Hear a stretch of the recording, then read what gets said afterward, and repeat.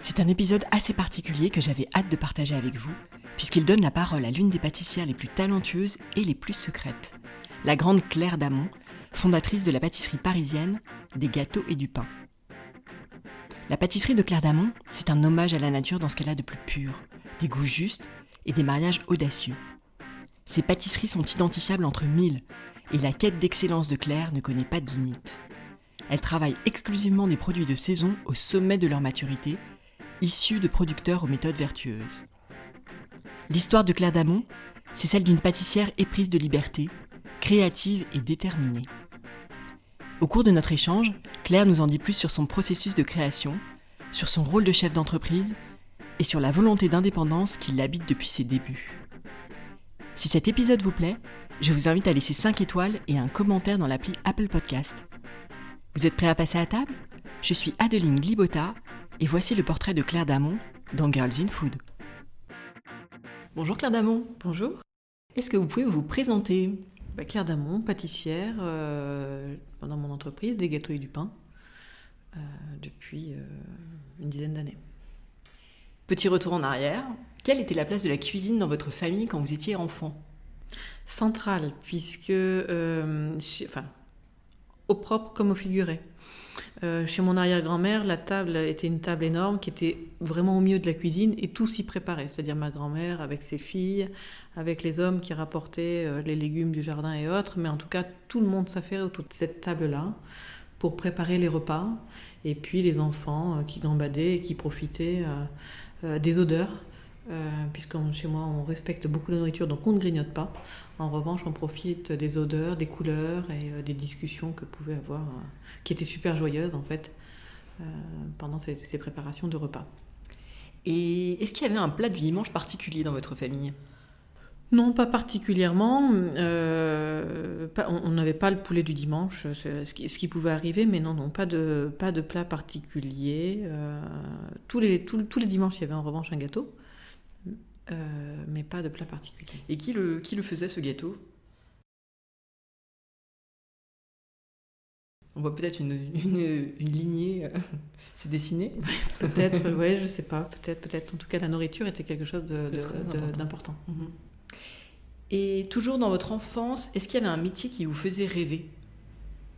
Petite, alors moi assez rapidement en fait j'ai voulu faire le métier de pâtissière. En tout cas l'idée de faire des gâteaux m'a plu assez rapidement.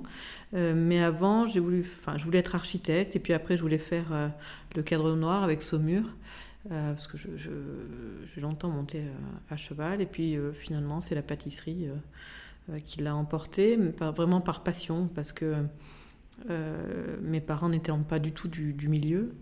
Je crois que je suis vraiment née avec ce métier en moi. Quoi. Oui, une vocation. Oui, c'est ça exactement. Ouais. Et est-ce que ça a été votre tout premier métier ou est-ce que plus jeune, adolescente, il n'y a pas eu de job d'été ? Non, c'était vraiment de la pâtisserie. Directement, tout à fait. Alors on va revenir un petit peu sur votre carrière, notamment sur votre apprentissage, parce que vous vous êtes intéressée à la cuisine avant de vous orienter vers la pâtisserie. Comment ça s'est fait ? Alors déjà, à la base, donc mes parents n'étaient pas du tout du métier, mais pas du tout. Du coup, quand moi je leur ai parlé d'apprentissage de cuisine et de pâtisserie, en fait, ça a été un peu le choc des cultures. C'était compliqué pour eux. À l'époque, la pâtisserie n'avait pas vraiment le vent en poupe et la pâtisserie, en fait, était une sous-matière de la cuisine. C'est-à-dire que le cuisinier était également, à la fin, préparer les desserts. On avait beaucoup d'exemples de réussite de cuisiniers tels que Bocuse, Brasse, Blanc, les Trois Gros, et tant d'autres. Mais des réussites pâtissières, à part Gaston Lenôtre, mais enfin quand même, quand on était en province, on connaissait déjà un peu moins, c'était moins vrai. Donc mes parents m'ont dit « Ok,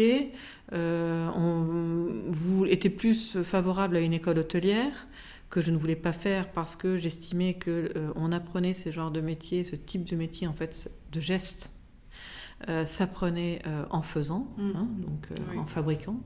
Donc moi, j'avais choisi donc j'avais vraiment des convictions, j'avais déjà choisi la voie de l'apprentissage.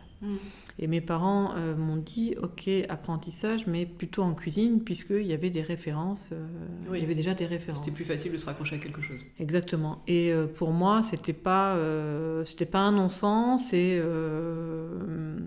comme dans la tête de beaucoup de personnes, en fait, cuisine et pâtisserie étant intimement liées. Oui. Je savais que j'irais vers la pâtisserie assez naturellement. D'accord.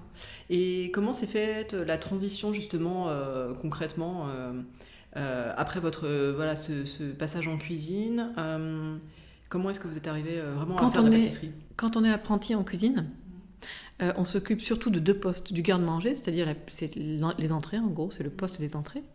Donc on aide la brigade qui prépare ça, au garde-manger. Et ensuite, on aide les pâtissiers. C'est-à-dire qu'on prépare les entrées, puis quand on a fini d'envoyer les entrées, on aide les pâtissiers donc assez rapidement, j'ai fait de la pâtisserie. Même en restauration, assez rapidement, j'ai fait de la pâtisserie. Donc j'ai commencé à apprendre des bases, et du coup, ça a été facile après pour moi de continuer en fait cet apprentissage dans une autre maison. Par contre, là, j'ai quitté cette maison pour faire vraiment un apprentissage de pâtisserie. En pâtisserie, oui. En cuisine, j'avais été également sélectionnée pour faire le meilleur apprenti de France, après plusieurs étapes, ce qui m'avait permis de monter à Paris. Oui. Ma mère m'avait accompagnée et m'avait également emmenée à l'époque chez Fauchon, où Pierre Hermé officier. Et j'avais goûté un macaron à la vanille. Alors à l'époque, des macarons, il n'y en avait pas. Oui. Et ça avait été une révélation, et c'est pour ça. Et je m'étais dit, en fait, comme disait Saint-Laurent, il y a les couturiers et les couturasses. Là, c'était pareil. Je me souviens encore de ce goût. Oui. Voilà, bien entendu, oui, un goût de vanille, mais il n'y avait pas que ça. Il y avait les textures, il y avait le goût du beurre, qui avait un goût presque de lait cru. Il y avait le grain de l'amande. Enfin, tout était... ça avait été vraiment une révélation. Et je m'étais dit, effectivement, il y a 2 façons d'approcher, 2 façons au moins.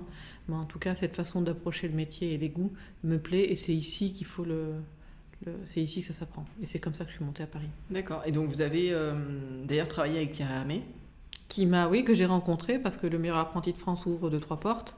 Donc je rencontre Pierre Hermé, et il me dit ok, on démarre un apprentissage à la rentrée, avec Ferrandi. Oui. Et à l'époque, Pierre Hermé venait de rentrer chez La Durée. En fait, c'était en pleine transition, donc j'ai vécu en plus une grosse transition, changement de chef, changement d'atelier, tout. Maison, donc c'était très complet, extrêmement enrichissant. Et on a démarré comme ça. Alors Pierre Hermé a une grande influence sur la pâtisserie, dans le milieu de la pâtisserie. Quelle a été son influence sur vous dans votre manière de travailler ? Parce que peut-être dans la recherche des goûts, dans le... Non. Et je dirais que c'est sa plus grande force à Pierre Hermé, et c'est souvent la force des gens qui sont assez brillants et intelligents, c'est qu'ils ne vous guident pas, ils ne vous influencent pas, ils vous montrent un solfège que vous apprenez, que vous captez ou pas. À partir du moment, je pense, où on vous dit tiens, tu devrais faire ci, comme ça, j'exagère, mais où on essaye de façonner en fait les gens, c'est raté, parce qu'on façonne personne. En fait, c'est nous-mêmes de trouver la voie. Oui, bien Donc sûr. Pierre n'a jamais cherché ça. Pierre, il fait son métier, Pierre Hermé, d'une très belle façon.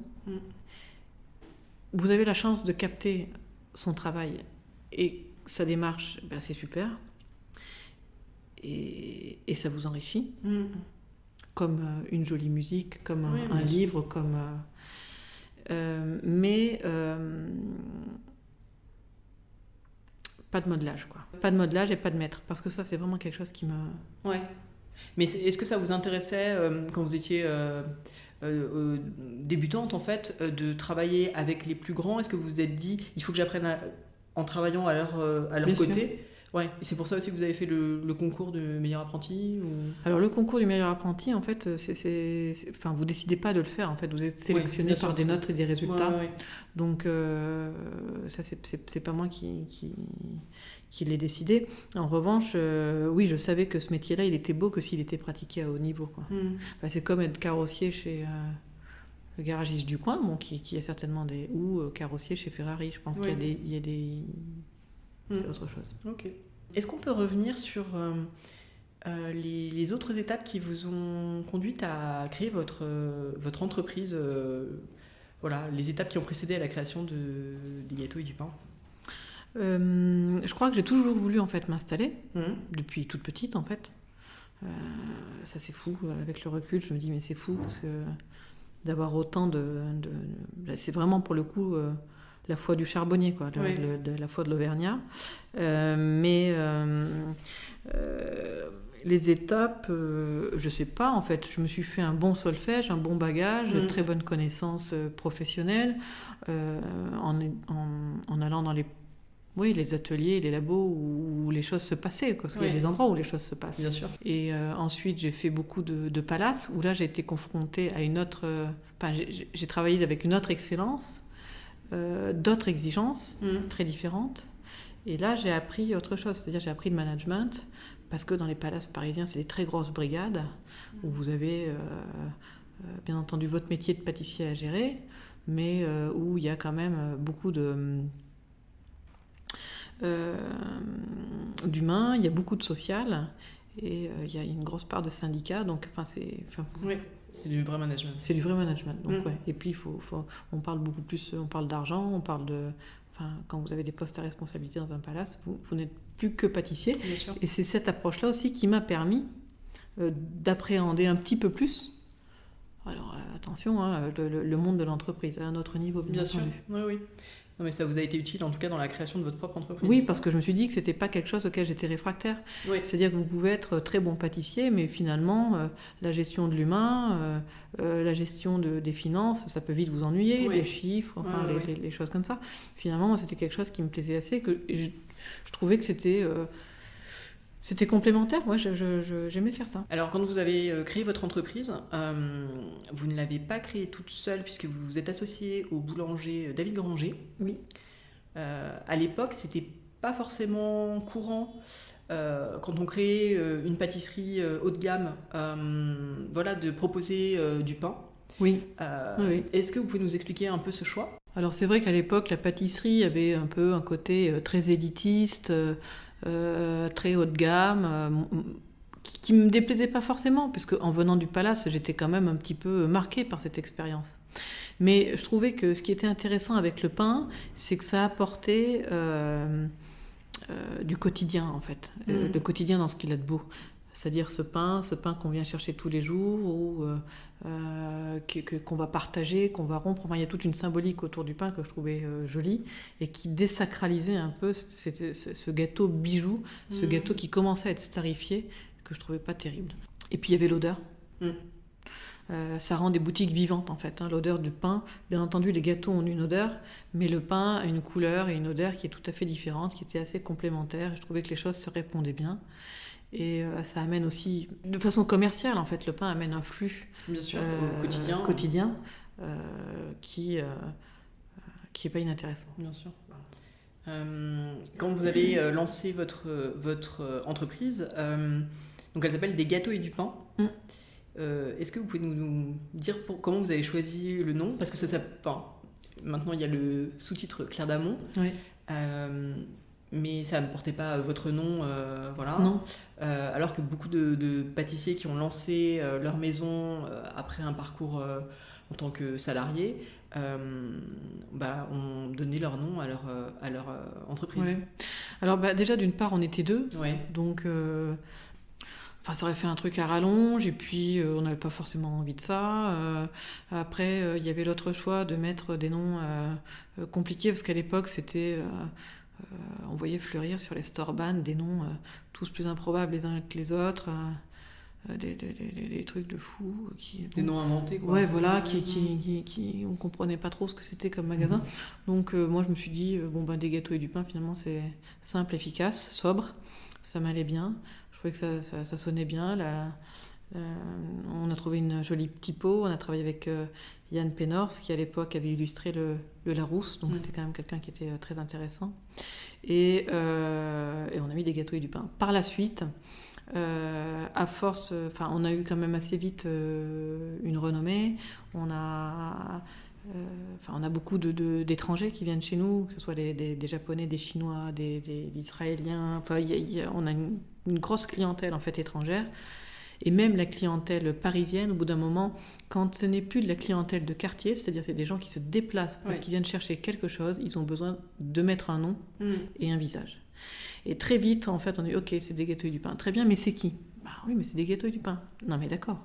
Qui est derrière ? C'est qui ? Et donc, c'est cette raison, c'est pour ça. Oui, en fait, on vient chez Claire d'Amont. C'est ça, qu'on a rajouté le nom parce que ça devenait... c'était obligatoire, quoi. Oui. Et aujourd'hui, donc vous êtes bien sûr pâtissière puisque vous êtes à la tête de la création de votre maison, mais vous êtes aussi chef d'entreprise. Oui. À quoi ressemble votre quotidien ? Moi, j'ai la chance de faire un métier qui me plaît, donc je n'ai pas l'impression de me lever pour travailler, donc c'est... C'est une grande chance. Oui, c'est ça, en fait, je me rends pas... Je sais, j'ai beaucoup de chance, notamment en ce moment, j'ai beaucoup de chance. Et donc, comment dire, je me lève, quand je viens travailler, je commence, la première chose que je fais, c'est que je vais voir mes équipes. Je passe ici, je me change ou pas, mais je vais voir mes équipes pour savoir comment s'est passée la fournée, comment sont les produits. Ça, c'est tous les jours, qu'il pleuve, qu'il neige, qu'il vente, que je sois fatiguée, pas fatiguée, c'est la première chose que je fais. Je vais voir mes équipes. Et on parle des produits. On parle des produits, on parle de leur morale, on parle de choses et d'autres. Souvent, alors pas tout de suite, mais après je retourne avec eux parce qu'ils prennent leur petit déjeuner en fait à 9h du matin. Donc j'essaie d'y aller le plus souvent possible. Je passe pas la pause entière avec eux, mais je reste 10 minutes, un quart d'heure, et on discute à bâton rompu de l'actualité pâtissière, de leur famille, on goûte ensemble les produits, et c'est ce qui permet de faire le lien. Ça, c'est la première chose. Et ensuite, j'ai un échange plus particulier, plus approfondi avec un de mes responsables, un de mes adjoints. Et là, on parle de qualité vraiment pure. C'est-à-dire ce qu'il faut améliorer, ce que j'ai remarqué qui n'allait pas, ce qui allait bien, quel était le moral des... Parce qu'il faut quand même... on a des métiers qui sont physiques. Moi, je leur demande énormément en termes de... pas en termes de temps de travail, mais chez moi, quand ça ne va pas, ils le savent. Donc... Et je suis assez exigeante. Donc, j'ai besoin de savoir comment ils sont dans leur poste, c'est important. Et puis après, je retourne au bureau, gérer... alors moi, je ne m'occupe pas de la partie comptabilité. Je m'en occupe toutes les semaines, mais disons qu'au quotidien, ce n'est pas moi qui m'occupe de ça. On a des gens qui s'en occupent. Mais au quotidien, moi, je vais m'occuper de la création. Là, en ce moment, on est en train de faire un livre avec les éditions Alain Ducasse.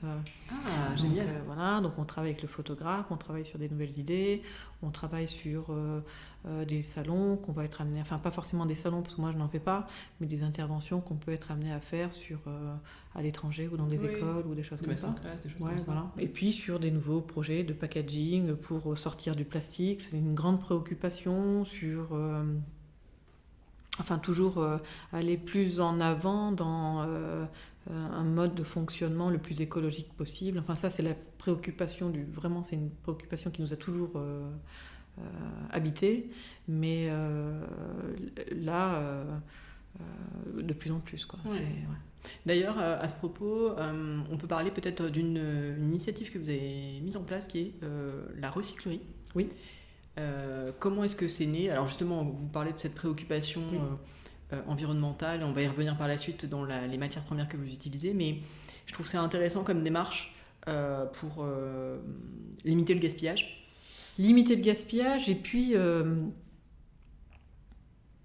En fait, moi, mes clients, je peux pas leur servir du pain et des gâteaux de la veille. C'est pas possible. Parce que moi, j'estime déjà qu'ils sont altérés, c'est-à-dire que les pâtes sont moins croustillantes, ou le pain, Mais le jeter tous les jours, c'est compliqué. On a voulu faire appel à des associations, ça fonctionne pas, les Restos du Cœur, moi je vous le dis très clairement, donner des produits, c'est très compliqué. Même jusqu'à la SPR, en fait, ils veulent pas des produits, il faut quand même le savoir. On a la possibilité, nous, éventuellement, de les déposer au Restos du Cœur. Mais il n'en demeure pas moins que nous, on avait des invendus, on avait des choses qui... Voilà. Et qui étaient très bonnes. C'est-à-dire que moi, mon pain, je le prends comme ça. Enfin, un pain de campagne se garde une semaine. Donc ce qu'on a fait, et je trouvais que c'était plutôt intéressant, c'est qu'on a fait ce qu'on appelle la recyclerie, qui propose des produits de la veille, le lendemain, pas le jour même, le lendemain, mais vous payez 30% du prix. Voilà. Donc vous ne choisissez pas votre gâteau. Oui. Ni les individuels, ni le pain. Mais par exemple, pour le pain, vous avez un gros sac de pain avec plein de pain de campagne, qui peuvent être céréales ou autres, et vous le payez 3 fois rien, quoi. Donc, pour une famille, je trouve ça super, et faut venir les chercher, parce que ça vaut rien. Puis ça permet d'accéder à de la qualité aussi. Ouais, je gagne pas d'argent là-dessus, mais ça me permet de ne pas jeter, et surtout qu'il y ait des gens qui se fassent plaisir à moindre coût, et c'est vraiment des pains qui sont très bons, quoi. C'est pas... Parce que c'est vrai que on jette beaucoup dans nos métiers. Exactement, c'est un vrai sujet. Ouais, c'est un problème. Ouais. C'est un problème. Mais on est... Alors, on jette les invendus, déjà. Bon, après, moi, j'ai le personnel qui... Ils prennent le repas sur place. Oui, donc ils en consomment pas mal. Le plateau du personnel, voilà. Et on essaye de tomber juste. C'est pour ça que chez moi, vous pouvez venir le soir. Parfois, il n'y a plus rien, mais c'est un parti pris. Je préfère manquer que jeter. Oui, donc que d'avoir une vitrine vide à 20h et qu'en fait, ce soit perdu ou plus très bon moment. J'ai pas peur de la vitrine vide, en fait. Contrairement à certains confrères qui s'imposent ça en disant non, on peut pas, c'est pas possible, le client doit être roi et doit avoir le choix. Moi, je dis non, c'est pas vrai. Le client, il a le choix de passer commande s'il veut quelque chose impérativement. Ouais. Je voulais revenir donc sur les matières premières que vous utilisez. Oui. On le sait, le sourcing des matières premières est hyper important pour vous. Oui. Et je pense d'autant plus parce que vos créations sont beaucoup à base de fruits de saison. Comment est-ce que vous travaillez sur la qualité des matières premières ? Comment est-ce que vous faites comment ça se passe ? Ça encore, j'en ai pas parlé tout à l'heure, mais c'est vrai que ça occupe aussi une grosse partie de mon temps. Ce matin encore, j'étais avec ma productrice de fraises et on discutait. Il y a un gros discours en ce moment, on dit oui, mais le hors-sol, ça permet de moins traiter. Donc je discutais avec elle me dit non, c'est pas vrai, parce qu'elle fait les deux. Nous, on prend du plein champ chez elle. Moi, je veux que du plein champ. On est en train de travailler avec elle pour savoir quelle variété on va vraiment mettre en place chez elle et cultiver à ma façon. Ça, c'est tout nouveau. C'est super intéressant. Et elle me dit non, en fait, le plein champ, la difficulté, c'est qu'il faut se baisser pour cueillir. Voilà. Donc, c'est contraignant. C'est pour Donc, je dis, écoutez, si c'est un problème, on mettra 1 euro de plus au kilo. C'est énorme. Elle me dit non, je suis pas sûre qu'on en ait besoin, étant donné qu'on ne traite pas. En plein champ, elle ne traite quasiment pas. Alors qu'en hors-sol, elle est obligée de traiter. Donc, c'est quand même intéressant, tout ça. Ah oui. Ouais. Contrairement à ce qu'on pourrait penser. Oui, on aurait pu penser l'inverse. Non, parce que c'est des atmosphères qui sont contrôlées, certes, mais qui a un degré d'hygrométrie qui est assez élevé, qui va favoriser des moisissures ou certains champignons, des choses comme ça. Donc non, pas forcément. Donc ce travail de sourcing, c'est ça. C'est surtout un échange avec les producteurs. Et puis les producteurs, il faut aussi savoir les faire évoluer. Moi, Madame Biard, ça fait 5 ans qu'on travaille ensemble, au moins. Et que tous les ans, on discute de ça, et que maintenant, je vois que les choses changent. Avec les producteurs, on a décidé il y a quelque temps de travailler, il y a 3 ans, de travailler avec des amandes françaises. Ouais. Effectivement, les amandes françaises, et encore une fois, c'est un vrai parti pris. C'est-à-dire que, bien entendu, que je vais m'en servir pour communiquer. Parce que ça explique aussi pourquoi chez moi, c'est un peu plus cher qu'ailleurs. Ouais. Mais c'est pas que de la communication. Si je voulais faire que de la communication, je marquerais amande française 1 fois par an sur mes galettes, et tout le reste de l'année, je travaillais avec de l'amande californienne ou espagnole. Moi, j'ai décidé, c'était un vrai pari, parce que quand j'ai vu les tarifs, ça m'a quand même fait peur. Oui, ça a un impact. Ça a un impact, on a perdu 1 point de marge. Donc c'est pas rien, même en augmentant nos prix, 1 point de marge. C'est-à-dire qu'on est passé, une poudre d'amande lambda coûte entre 4 et 5 euros, nous on monte jusqu'à 16. Ouais. Et on s'engage sur des marchés, c'est-à-dire que je signe un marché tous les ans, je m'engage à prendre 1,5 tonne, 2 tonnes d'amandes. Je m'engage, je signe.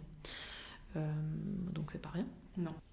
Pour moi, c'est aussi... on ne peut pas dire qu'on n'est pas d'accord avec le monde dans lequel on vit, avec l'environnement, avec nos campagnes qui se désertifient, qui sont moins jolies, et puis consommer n'importe comment. Pareil, donc les œufs, c'est pareil, on travaille en biologique, en œufs biologiques.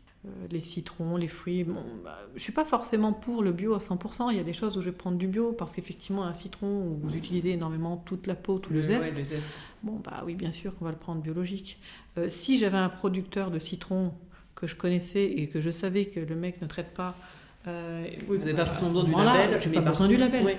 Mais je suis quand même très regardante à ça. Ouais. Les pommes, c'est pareil, on prend des pommes en agriculture, en biodynamique, pardon, c'est plus que du bio. Les pamplemousses, aussi beaucoup de produits français. Ouais, c'est intéressant aussi. Ouais, c'est intéressant parce que, encore une fois, qu'est-ce qu'on veut pour demain, quoi. Voilà, qu'est-ce qu'on veut pour demain, qu'est-ce qu'on veut comme emploi en France, qu'est-ce qu'on veut... bien entendu, il y a des choses qui se font très bien à l'étranger et ailleurs, mais il y a des choses faut pas être non plus bête et complètement fermé, c'est pas la question. Mais pourquoi, en fait, j'aurais besoin de faire venir une fraise d'Espagne? Pourquoi j'aurais besoin de faire venir une pêche d'Espagne ou de la rhubarbe de Hollande ou d'Allemagne? Pourquoi? Nous, on a un producteur de rhubarbe qui est fabuleux, qui est un passionné de rhubarbe, qui en a plus de 300 variétés, qu'on est allé voir avec les équipes, on est allé voir comment ça poussait, comment... Et en fait, c'est ce qui donne sens aussi à notre métier. C'est-à-dire que c'est d'être vraiment en lien avec la nature et avec notre matière première qu'on va travailler. Non, et puis je pense que ça stimule la créativité, de savoir d'où vient le produit que vous avez entre les mains. Enfin, pour la rhubarbe de Bazir, c'est de la rhubarbe, mais c'est telle variété de rhubarbe. Voilà, je pense que c'est intéressant aussi.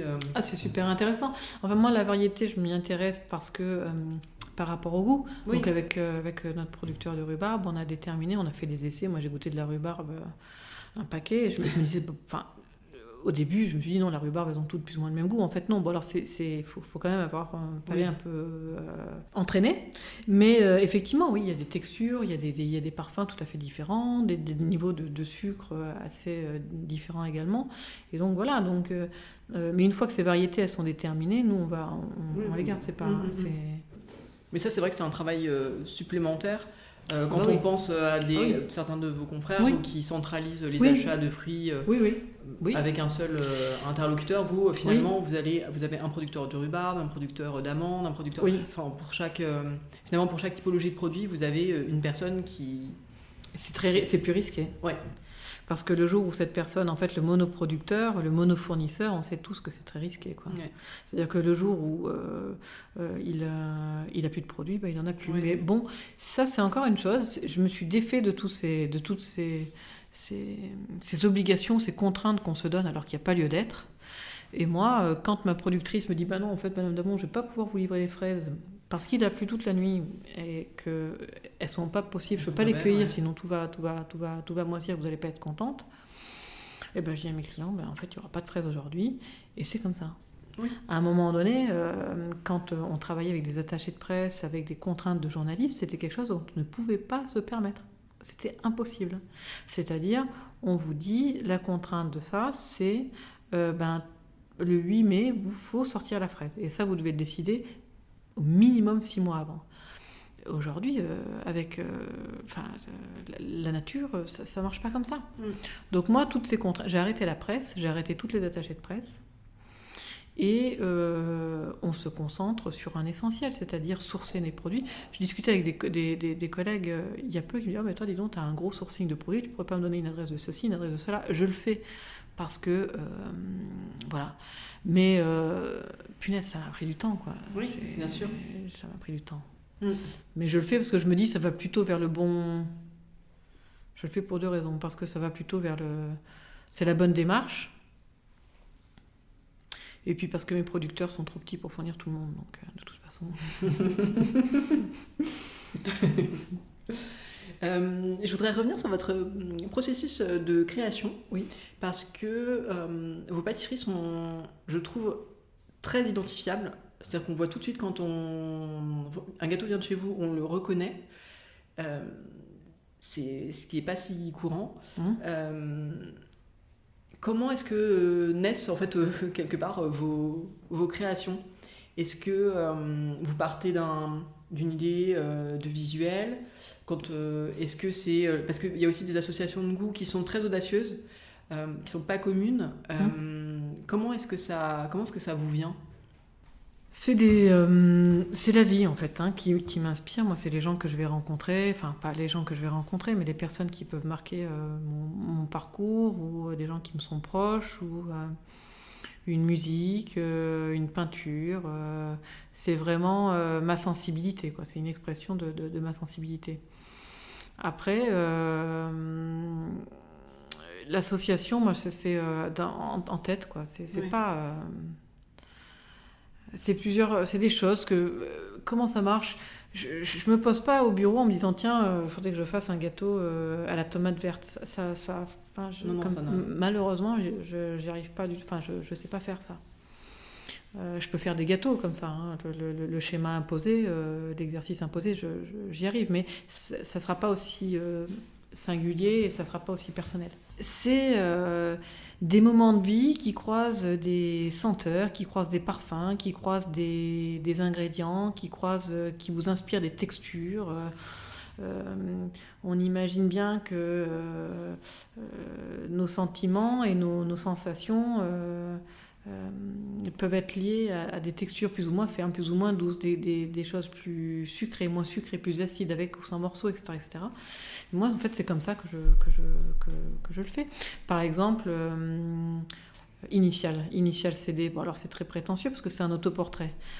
C'est parce que quand je suis auvergnate, le lac que je préfère, un endroit que je préfère en Auvergne, c'est le lac Servières, que la région Auvergne a décidé de protéger et je trouve que c'est fabuleux. Et quand j'étais plus jeune, on cueillait les myrtilles. On cueillait les myrtilles autour du lac, on redescendait sur Orcival. C'est une région qui est assez montagneuse, des petits champs, donc qui n'intéressent personne, et en tout cas l'artillerie lourde de l'agriculture. Donc vous avez des champs qui ont des graminées extrêmement riches, avec des odeurs très puissantes. Et quand on descendait, quand on longeait ces champs qui venaient d'être fanés, il y avait une odeur de foin coupé, chargée de coumarine, parce que cette coumarine, c'est vraiment ce qui va donner... c'est la molécule, en fait, qui donne ce goût, qu'on va retrouver dans d'autres ingrédients, comme la vanille, la fève tonka, etc. etc. Et cette odeur-là, moi, il y en a certains, ça peut être l'odeur de la mer ou l'odeur de je ne sais quoi. Moi, c'est l'odeur du foin coupé. Donc l'association avec la myrtille s'est construite comme ça.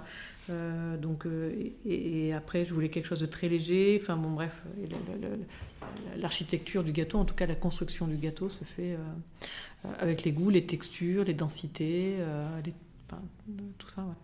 Et vous, généralement, vous faites beaucoup d'essais ou alors ça dépend. C'est variable? Il y a des choses qui peuvent être compliquées, il y a des choses que j'arrive pas à mettre au point, donc ça veut dire que c'était pas abouti il y a quelque chose qui marchait pas, quoi. Et ça peut arriver, par contre, je sais pas, plusieurs années après, que vous reveniez sur une ancienne idée? Ça peut arriver. Ouais. Mais c'est quand même... Enfin, je les garde depuis peu, je garde en fait, mais avant je gardais pas, c'est-à-dire que voilà. Mais alors l'essai, il peut être concluant en 2-3 fois, et c'est fait. Ça arrive assez fréquemment. Et puis des fois, ça peut prendre beaucoup plus de temps, et là on travaille, on tourne autour, puis des fois on se trompe, puis on voit que c'était pas le bon chemin, et que du coup, au lieu de faire un entremets, on va faire une tarte, et voilà. Mais c'est ça aussi qui est passionnant, et ça me prend aussi beaucoup de temps. Ouais. Avant de passer à la deuxième partie de l'interview, je voudrais savoir s'il y a des projets, une actualité que vous souhaiteriez partager avec nous. Donc vous nous avez dit qu'il y avait un livre qui était en cours. Oui.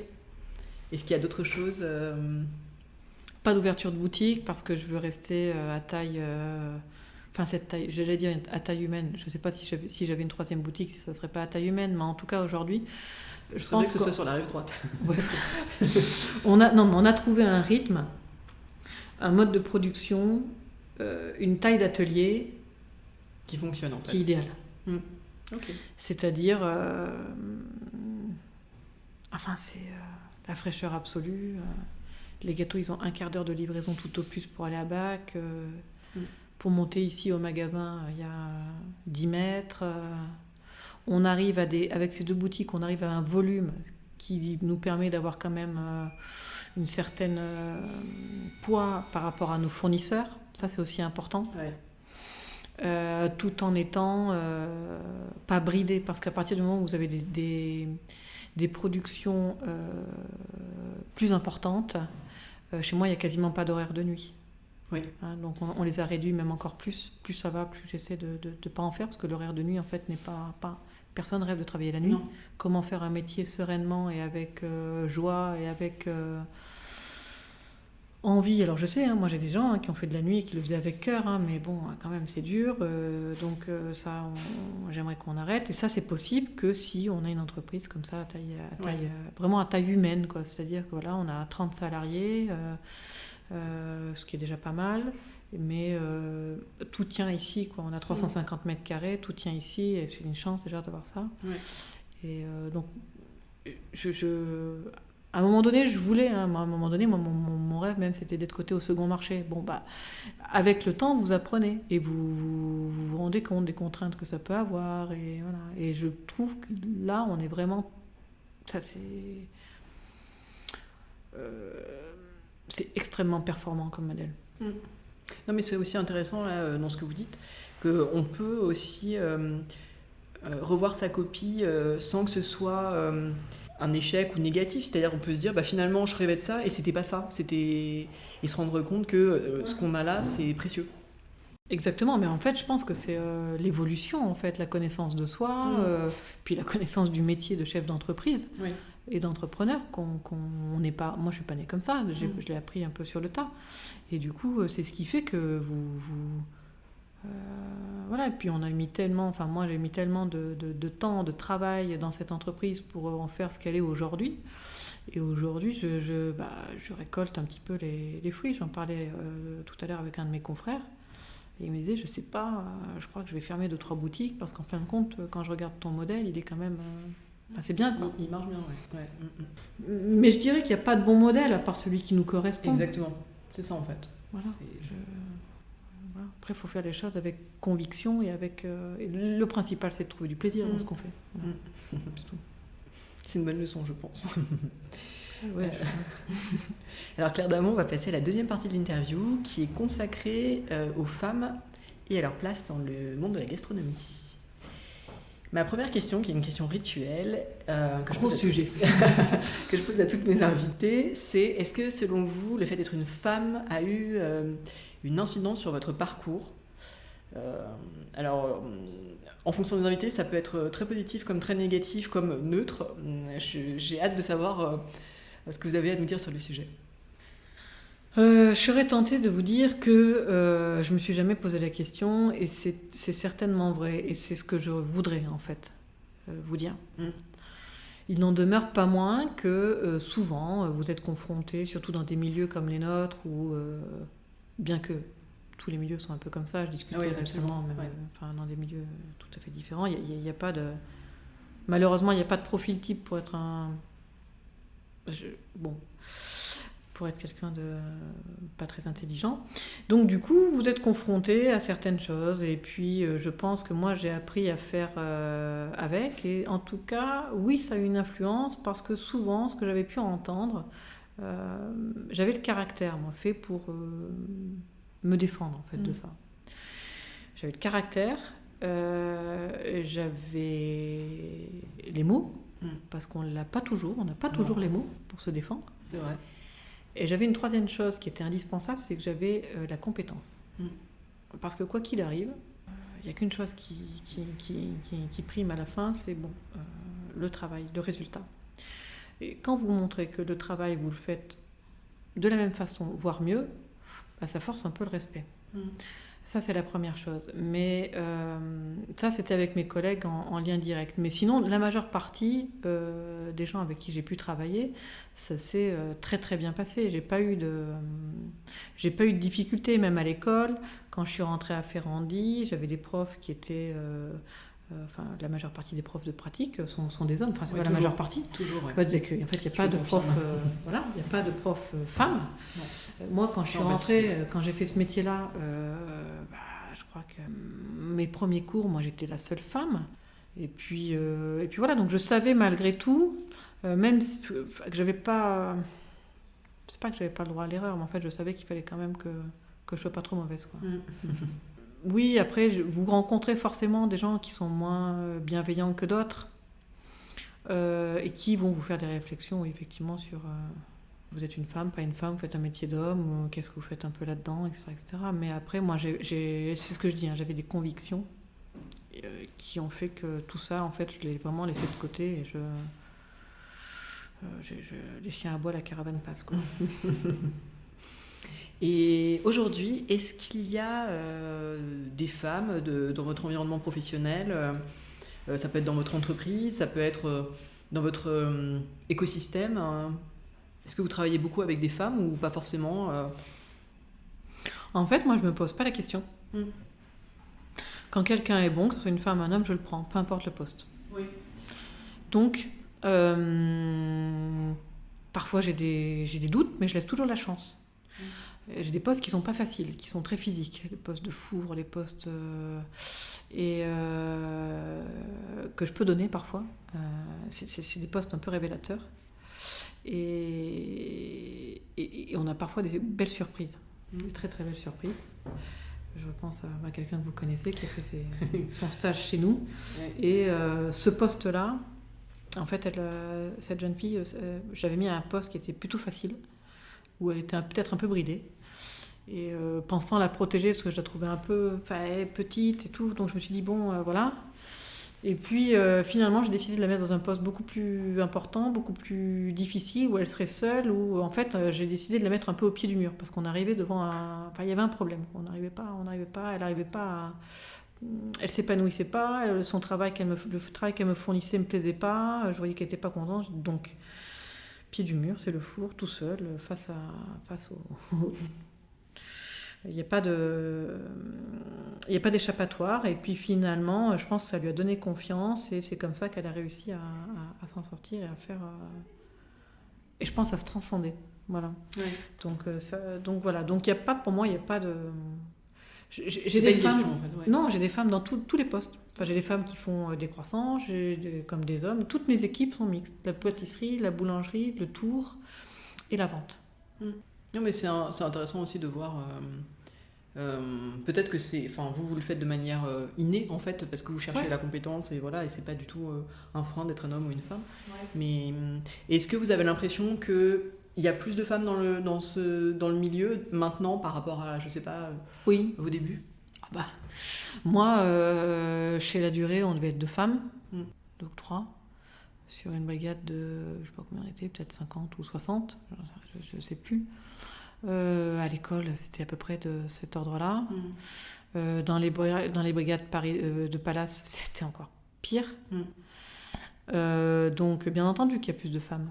Et est-ce que vous avez l'impression que la perception des femmes dans le milieu de la gastronomie, elle évolue de manière positive? C'est-à-dire que est-ce qu'on questionne moins la compétence par rapport au genre, ou ça reste toujours un sujet pour une femme, un sujet, est-ce que c'est toujours une difficulté d'être une femme, ou est-ce que ça l'est moins? Est-ce que vous voyez une évolution?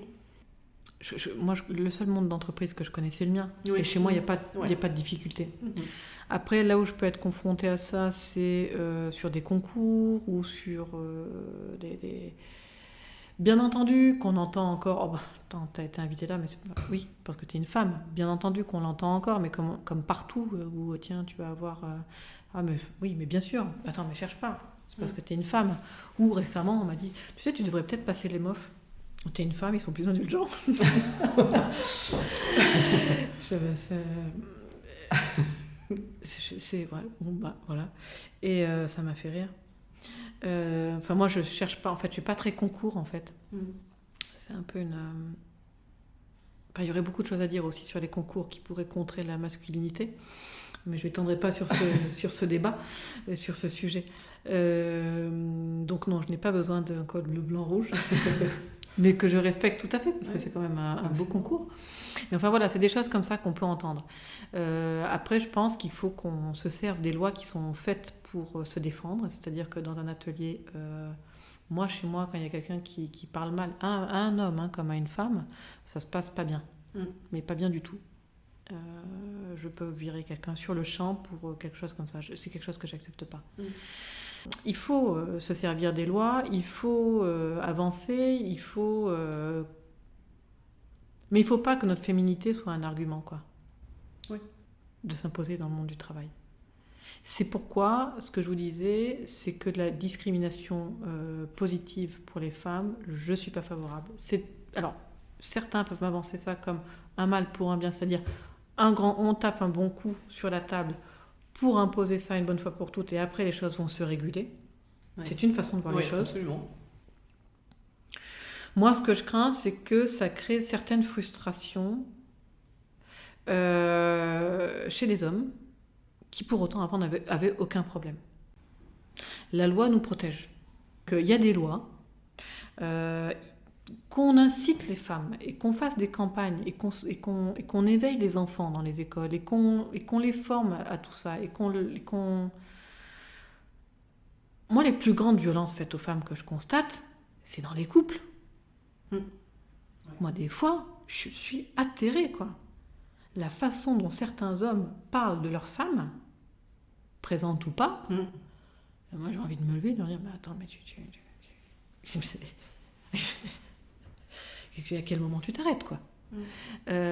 Donc, c'est à nous de faire ça au quotidien, chez nous, avec nos enfants ou avec les enfants qu'on connaît, et avec nos employés, avec il faut qu'on s'aide, il faut qu'on en parle entre nous, mais pas... j'ai beaucoup de mal, en fait, avec le débat, le truc balancé sur la place publique, comme ça. Je me dis que ça nous dessert. Mais si j'avais une employée, une amie qui venait me voir pour... bien entendu que je la soutiendrai et je ferai ce qu'il faut pour que les choses se passent bien pour elle et que la personne qui a fait les choses soit sanctionnée, bien entendu. Il n'y a pas de débat là-dessus. Mais je pense que faut mettre les formes, quoi.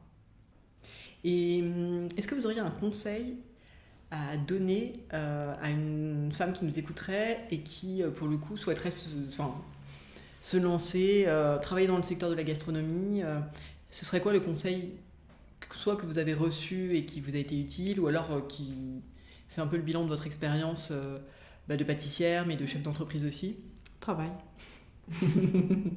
Non, mais parce qu'on... Aujourd'hui, on attend beaucoup. Moi, je reçois des mails en disant oui, donnez-nous des conseils et comment vous avez fait. Ok. Je pense que le fait que je sois là aujourd'hui et que j'ai cette entreprise avec moi, déjà, ça prouve que voilà, c'est possible. Ça marche. J'en vis bien. Je suis contente de mon métier, de la façon dont je le pratique. Donc voilà. Et on peut être heureux en le pratiquant d'une autre façon. Mais ce qu'il ne faut pas oublier, c'est qu'il faut bosser. Souvent, en fait, on voit beaucoup aujourd'hui, on est assez starifié en pâtisserie. Moi, je suis très en retrait de tous les réseaux sociaux. Beaucoup de mes confrères le sont moins, et les gens se disent putain, c'est sympa, t'as vu, ils font des selfies, des machins, ils font des gâteaux. Non, mais avant de faire ça, des gens comme Christophe Michalak, comme Christophe Adam, comme Pierre Hermé, comme bien d'autres que j'oublie, et j'en suis navrée, Claire Elzer, Christelle Brouillard, etc. Mais c'est des gens qui ont bossé, mais comme des chiens. Non, mais quand je dis comme des chiens, c'est-à-dire que c'était des 18 heures par jour, tous les jours. Mais je pense qu'ils ne le regrettent pas, parce qu'on a des métiers de geste, de passion, de savoir qu'il faut apprendre, qui nécessitent du temps. Et on a travaillé. Et aujourd'hui, on en arrive là. Et donc, on se prend en photo ou pas, et ça donne un rôle un peu sympa de tiens, on fabrique des gâteaux, on rigole bien. Non, mais avant, il y avait autre chose. C'est-à-dire qu'il ne faut pas. Aujourd'hui, en fait, le problème des réseaux sociaux véhicule en fait de la pâtisserie une image qui est un petit peu bucolique, le truc très sympa, glamour, tout va bien, tout est beau. Non, mais ça marche pas. Ça l'est maintenant. Au final, c'est vrai que c'est ça. Notre métier, c'est quand même de faire plaisir et de faire des gâteaux. C'est plutôt joyeux. Mais ça reste un métier. Et ça reste un métier qui, pratiqué à un niveau élevé, demande énormément de travail, d'abnégation et de rigueur. Donc il faut passer par là. Et il ne faut pas avoir peur de l'effort. Qui aujourd'hui, dans les réseaux sociaux, personne ne va vous montrer que Christophe Michalak, moi j'étais à ses côtés quand il a fait la Coupe du Monde. quand il tirait des roses en sucre, alors maintenant il y a des jolies photos, mais quand il a fait ses pièces en sucre, etc., ou quand il a fait tout son concours, je peux vous assurer que c'était loin d'être facile. Quoi. Ou nous, quand on s'est installé, aujourd'hui tout va bien, mais enfin... Et ça, aujourd'hui, ça fait partie des choses qu'on montre pas. On montre plus ça, parce que ça fait pas...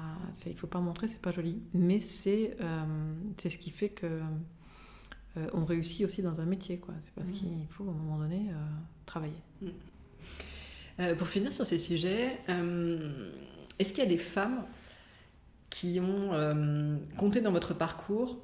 Alors, on a compris qu'il n'y avait pas forcément d'influence, voilà, mais ça peut être, y compris, pourquoi pas, des femmes du quotidien, mais qui vous ont inspiré de loin sans que vous ayez forcément travaillé avec elles. Est-ce qu'il y a...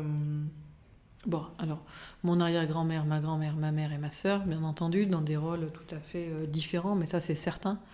C'est important de le dire aussi. Mais vraiment, c'est des femmes extraordinaires. Ma mère est quelqu'un d'extrêmement joyeux, positif, qui m'a beaucoup soutenue. Après, dans du travail plus... dans un domaine plus professionnel, moi, en fait, c'est vrai qu'il n'y en avait pas beaucoup. Oui. Donc, à part Colette Pétrement, peut-être chez Pierre Hermé, que j'ai pu rencontrer et travailler un petit peu avec, c'est vrai que... ou d'autres consoeurs qui réussissent, mais sinon, non, j'ai pas de... On va passer à la dernière partie de l'interview, le questionnaire Girls in Food, donc des questions pour mieux vous connaître. Est-ce que vous avez un coup de cœur food récent? Donc ça peut être un restaurant, ça peut être un plat, un livre, enfin ça peut être vraiment ce que vous voulez, qui vous a marqué récemment dans l'univers de la gastronomie. L'univers de la gastronomie, enfin oui, ou même de la gastronomie toute simple. Hein. Ah oui, absolument. Ça peut être un produit, ça peut être... une salade de fenouil avec de l'huile d'olive, un trait de citron et du haddock fumé que m'a préparé mon amoureux. C'était très simple mais très bon. Quel serait le plat qui résumerait le mieux votre enfance? En fait, le problème, c'est qu'en Auvergne, il y en a des super plats, mais ils ont des noms qui sont abominables. Donc, je ne voudrais pas qu'un truc comme ça on va dire un plat de mon enfance. J'adore la tomate, j'adore la sauce tomate. Ma mère faisait un riz à la tomate qui était particulièrement bon. Ou non, les œufs à la tomate. Un peu comme une shakshuka ou... Oui, voilà. Ouais. Est-ce qu'il y a un plat que vous avez goûté et que vous n'avez jamais oublié? Le homard au navet de chez Passard, mais des choses beaucoup plus simples. Ça peut être des choses... Là, je dis ça fait très, très pompeux, mais il y a des émotions gustatives parfois qui peuvent être liées à quelque chose, un morceau de pain dans une boulangerie que vous trouvez super. Un beurre, moi j'ai un beurre par exemple... à Paimpol, j'avais trouvé un beurre sur un marché, un beurre de Baratte extraordinaire. J'ai encore le souvenir et le parfum qui me revient. Ça peut être une fraise des bois cueillie sur le plateau de l'Aubrac. Ça peut être... c'est des choses très simples. En fait, le luxe, il est là. Hein. En fait, là, j'ai dit le homard au navet, mais... moi, mes émotions culinaires, la plupart sont pas, c'est pas ça, quoi. C'est le luxe, c'est ça, c'est ces petits moments extrêmement précieux, quoi, qu'il faut saisir à tout prix, quoi. Et est-ce qu'il y a un aliment que vous détestez? L'anis. Donc on n'en retrouvera pas jamais dans vos pâtisseries. Et à l'inverse, un produit que vous avez toujours dans votre cuisine, dans votre frigo, dans votre placard? De l'huile d'olive. Est-ce que vous avez une recette fétiche que vous faites plutôt à la maison, qui peut être très simple, hein, mais que vous faites très souvent? Que je fais en fait, je cuisine comme je fais mes gâteaux, donc avec des produits de saison, beaucoup de végétal.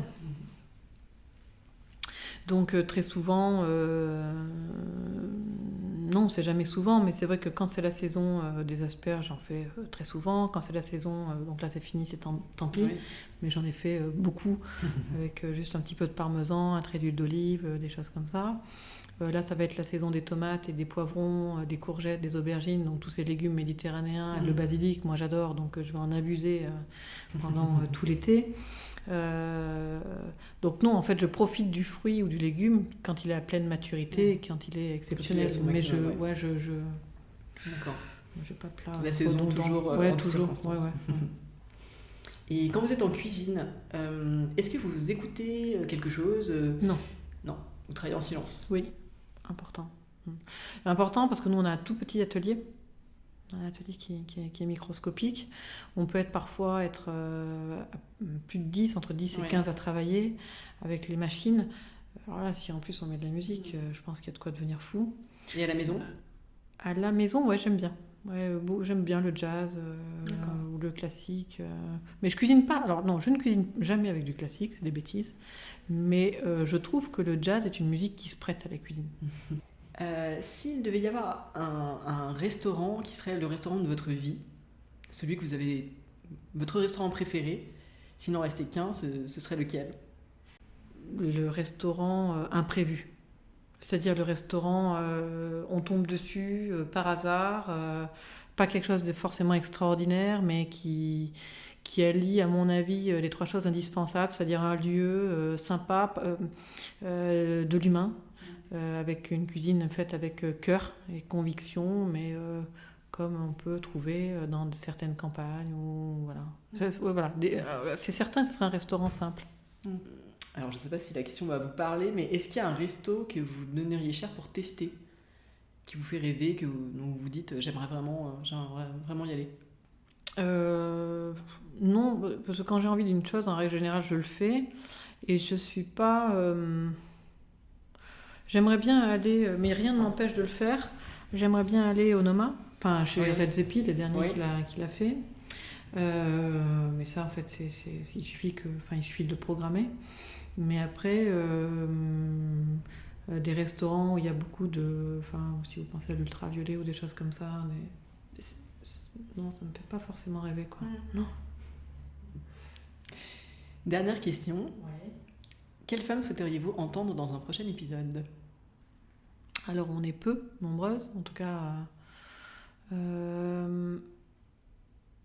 Alors, il y en a 2. Je pense à 2 parce que je suis amenée à travailler avec même 3. Il y a Christine Ferber avec qui on va faire on est en train de faire des confitures en fait, parce que je ne peux plus les faire. Avant, c'était moi qui les faisais, mais je n'ai plus le temps en fait de faire les confitures à l'atelier. Donc, on travaille ensemble avec Christine Ferber sur une nouvelle gamme de confitures. Génial, donc un autre projet. Un autre projet, voilà. Ouais, finalement, il y en a quand même quelques-uns. Mais moi, c'est toujours pareil. J'ai toujours l'impression de rien faire ou de faire pas grand-chose de mes journées. Puis finalement, en fait, quand je regarde, je me dis oui, il y avait quand même. Donc Christine Ferber, Déborah Dupont.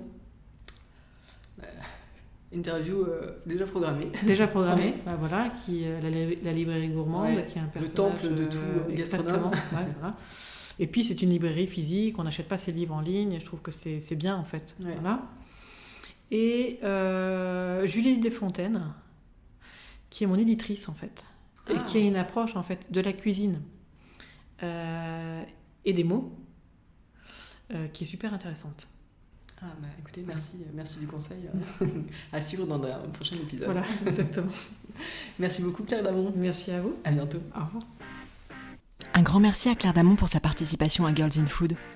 Si ce podcast vous plaît et que vous souhaitez le partager avec le plus grand nombre, rien de plus simple. Mettez-lui 5 étoiles et laissez un commentaire dans l'appli Apple Podcast. J'attends vos réactions sur Instagram, sur le compte girls.in.food, ainsi que vos suggestions d'invités. À bientôt pour une nouvelle interview de femmes inspirantes.